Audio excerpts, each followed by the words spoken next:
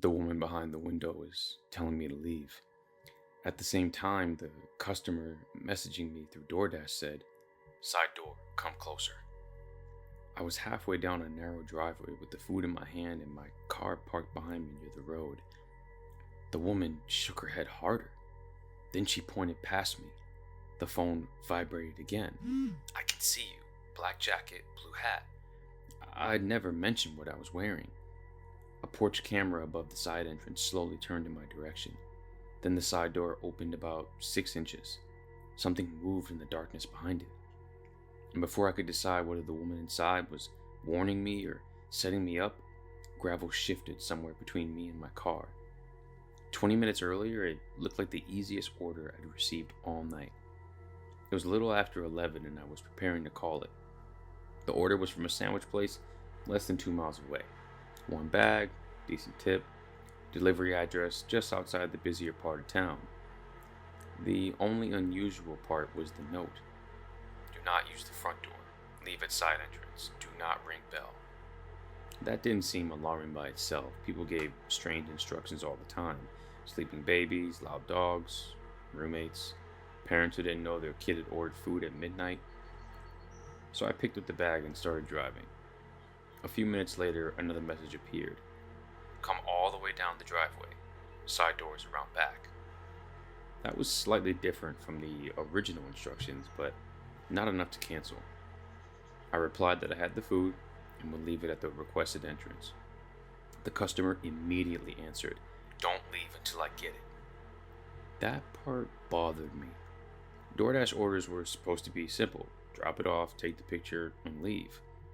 Waiting behind someone's house at 11 at night was not part of the deal. But I assumed it was probably a little kid ordering secretly. Maybe they needed to grab the bag before a parent found it.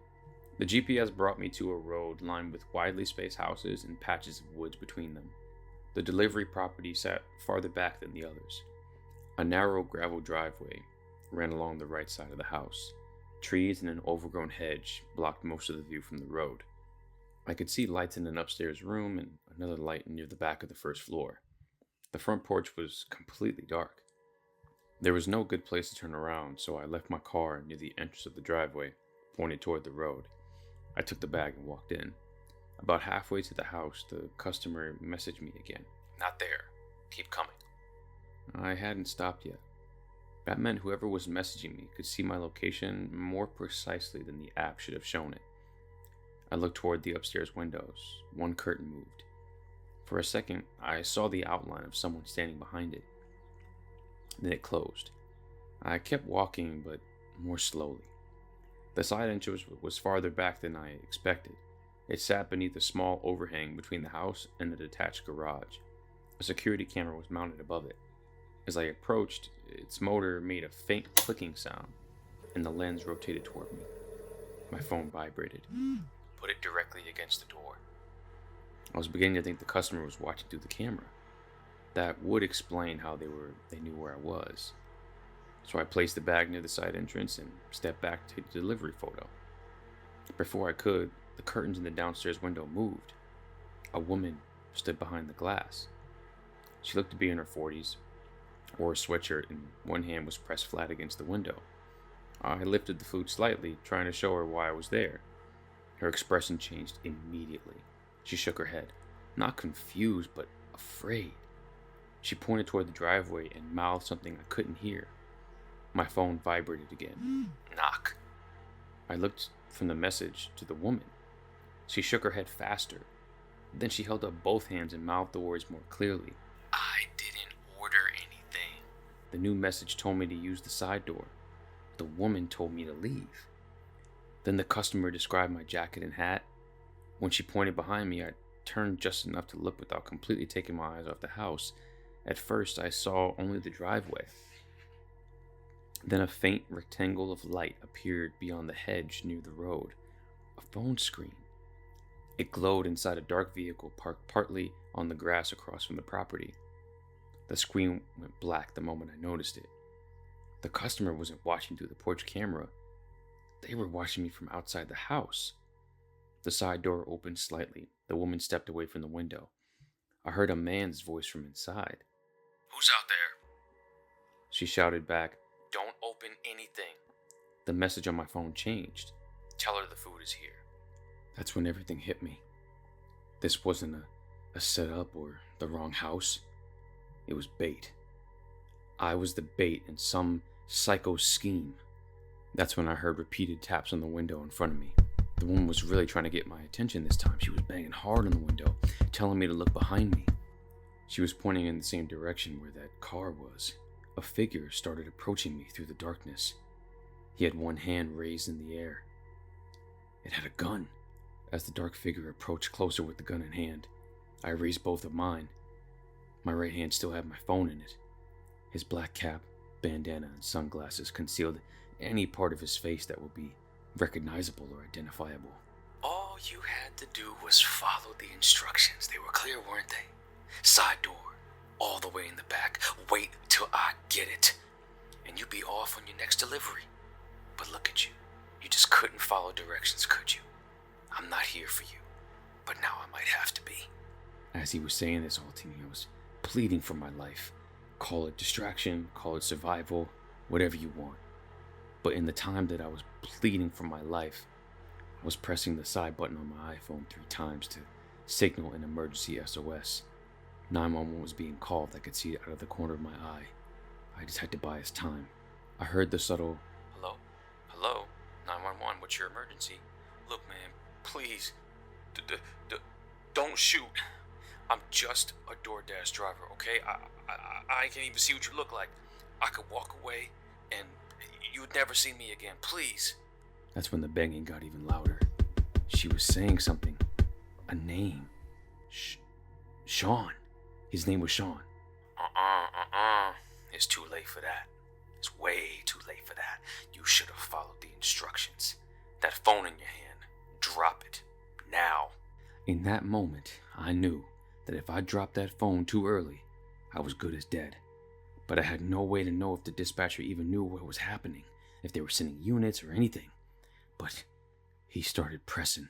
He shook the gun violently, yelling at me. "I said, drop that phone now!" Without a second thought, I released my fingers from the phone. It fell out of my hand, and as soon as it made contact with the pavement of the driveway, it shattered. The screen was damaged beyond repair. Whatever phone call, whatever contact I had with 911 was gone. Despite his entire face being covered by a black bandana, I could still see the corners of the fabric wrinkle and spread across as I dropped my phone. He was smiling. He then started to inch closer to me. Slowly, but confidently. With his left index finger, he made circles in the air, so I did about face, and as my back faced him, I felt the cold, empty chamber of the gun press against my left shoulder. He was pressing so hard that my clothing and skin started to fold in on itself inside the chamber, and with a not-so-gentle nudge, he signaled for me to go toward that door. By this time, there was no one at the door, no one at the window. The house was pitch black, and he began to knock. "Now you both know I'm not here for him. Don't let him get caught in your crossfire. Open the door." I could hear two voices, faint voices, whispering, arguing, contemplating. They were deciding. My life hung in the balance. That's when I felt the gun pressed to the back of my head. There was a small clicking sound that seemed to silence everything. No more whispering, no more arguing, no more contemplating. The door slowly creaked open. He kept the gun to the back of my head as we slowly crept in. I could hear something scraping up against the wall, and then a light flickered. The woman at the window and the man at the door were standing in the middle of the room with their hands up. Now all three of us had our hands raised. The gun remained pointed in our direction, shifting from one person to the next whenever any of us moved. Then he reached behind himself and flipped on the hallway light. He did it without looking. That bothered me almost as much as the gun. This was not a stranger guessing his way through an unfamiliar house. He knew where the switch was. He knew which door they used. He knew where she would be standing when it opened. "What do you want?" The man did not take his eyes off the woman. "She's coming with me." He said it like the decision had already been made. The food was still outside. The front door remained open behind us. Somewhere near the entrance, pieces of my phone lay scattered on the floor. Even though it was outside, I still remember where it was, so I looked toward it. He noticed. I stepped on whatever was left of it when I walked in. Nobody knows you're here. I wanted to believe he was wrong, but I had no idea whether the emergency signal had gone through. I just pressed the button combination while he was walking toward me, felt one vibration through my pocket, heard the dispatch, barely, and then nothing. No confirmation, no voice, no sirens, nothing. Where are you taking her? The gunman told him to shut up. Where are you taking my sister? At the time, I thought he was provoking him. Looking back, I think he was doing the only useful thing any of us could do. Keep him in the room, making him talk. The gunman started explaining himself. She'd ignored him. She turned everyone against him. Her brother had interfered. The delivery was the only way to get the door to open without making her suspicious. That was the final piece that fell into place. I knew I wasn't the target. I'd just been the knock on the door. He grabbed her wrist and pulled her toward the hallway. Her brother moved with them. The gun rose. Back up. Then headlights crossed the front window. For 1 second, nobody moved. The light disappeared. Then a narrow white beam swept across the ceiling. A voice outside called the address. The man sharply looked in the direction of my broken pieces of my phone. Then his expression changed. He'd known where the light switch was. He'd known which entrance she used.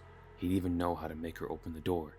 But he didn't know what my phone had already done before he continued to shatter it. He tightened his grip on her and moved toward the back exit.